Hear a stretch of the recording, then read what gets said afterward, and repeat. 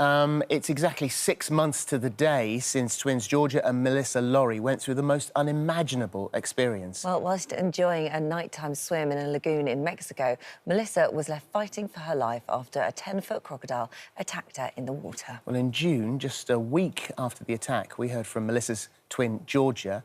She told us how she'd fought the crocodile with her bare hands, allowing the twins to escape. But in those early days and weeks, Melissa's recovery was in no way guaranteed. Well, thankfully, both twins are sitting here with us now, and for the first time, we can hear their story together. And good morning, and it's so lovely to have you here, safe and sound, and together, which is lovely. Morning. Thank you so much. Thank Good you morning. so much for having us. Yeah. So, I mean, this is the most extraordinary story. I know when we spoke before and what had happened, and I think just to explain a little bit more about that, because you were travelling in Mexico together and you'd gone on this sort of excursion to this lagoon, and it was the hostel that had arranged it for you. Yeah. And had you been told, don't get in the water, or it's safe to get in the water?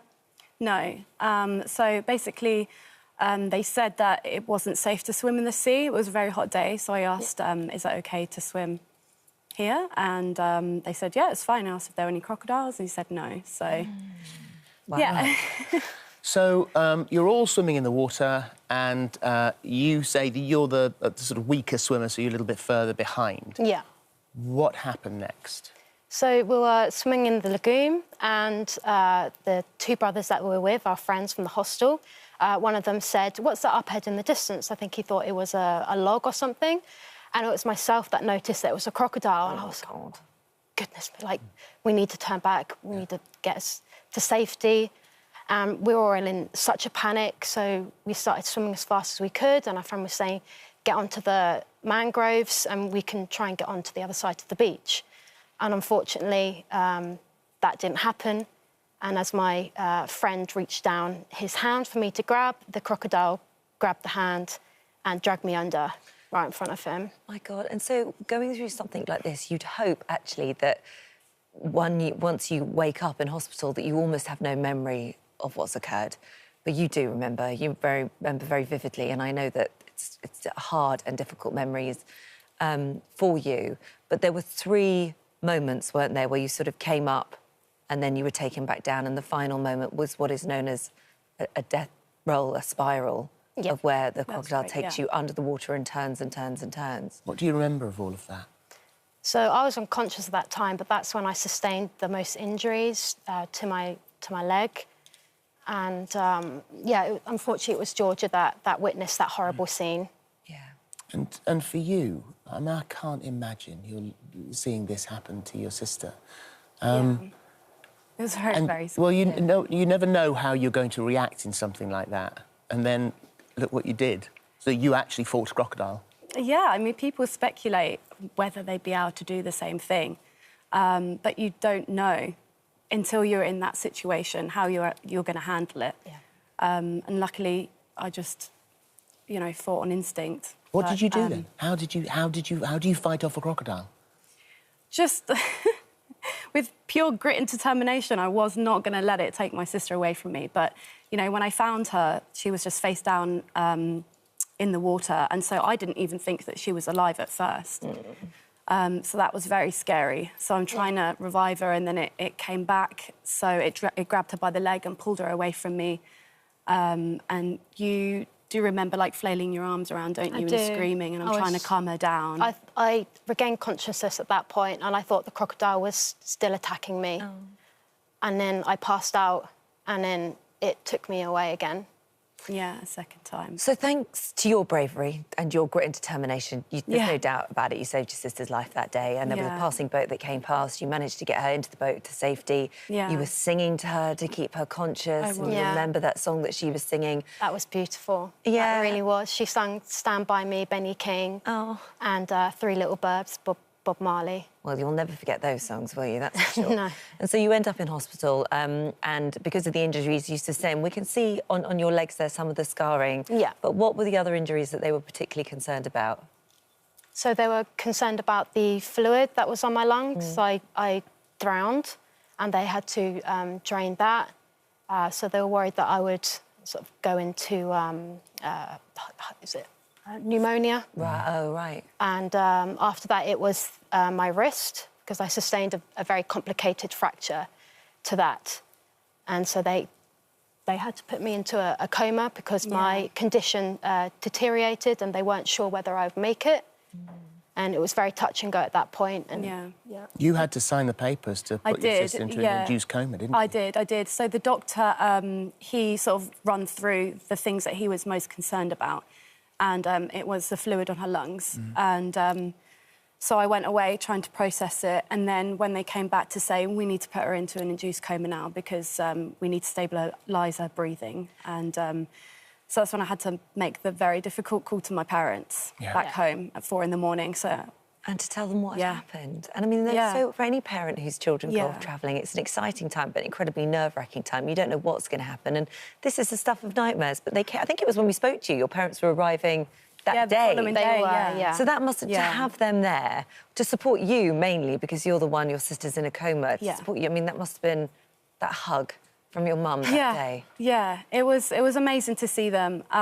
But it wasn't easy, like, the coming weeks, I'd say, the coming days even, because I was very detached from everything. I had disassociated from the trauma, which is natural when you have PTSD. So I had disassociation, I was disconnected. So I was struggling even to be around my family and friends because I was just feeling very angry and confused and sad and scared, to be honest. And it took a while sort of to snap out of it. But it was obviously great having them there for the support. I couldn't have done it without them. To be around me as well, it was like a reminder of what had happened and what she could have lost and struggled with. It was difficult. What injuries were you left with? What scars have you got? So I've got some amazing scars on my legs and glutes, on my arms. So your wrist here, that's where that was where it was the open fracture, and this was the complicated surgery. You've got one on your wrist also. I have. Trying to save her. Yeah.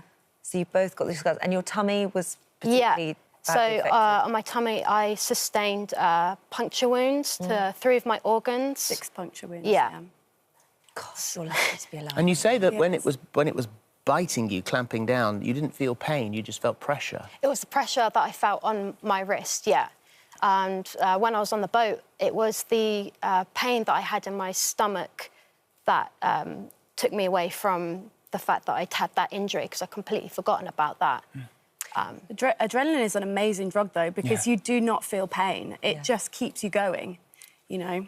I mean, it keeps you going for so long. And I guess now this is when really, like you said, you detached, you disassociate from what's going on. And it's now really, I mean, you contracted sepsis in hospital, so, like, the treatment then starts for that. But coming home and looking back and looking at the ordeal you went through together, the fact that you survived, how does that leave you? We are very lucky to be alive, and we're so fortunate that we have this new take on life. Really, it wasn't easy coming home, though, was it? I became ill again shortly after returning, so about a week later I was in hospital again. I wasn't gaining any weight, I was just sick, losing it.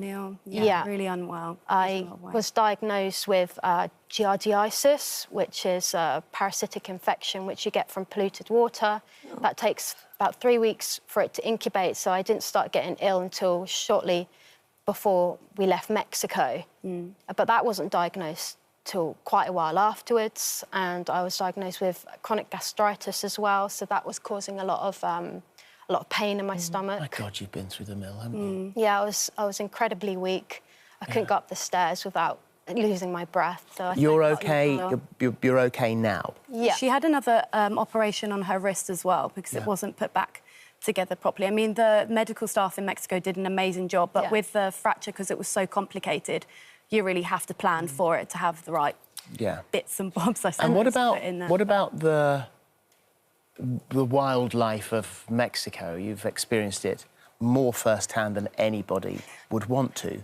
What are your thoughts about that and getting in the water and the fact that there are probably hidden crocodiles? Like we mentioned about struggling with PTSD from it, there are certain triggers, like when we do a canal walk, just the water makes us feel a little bit uneasy. We haven't gone swimming yet. But I That'd mean, be too much. even hearing the this morning jingle, like that actually brings me back to the hotel room, and that time makes me feel like a little. Yeah, it makes me feel like a little bit uneasy, you know, because at the time I was on my own, very stressed, very scared. Yeah.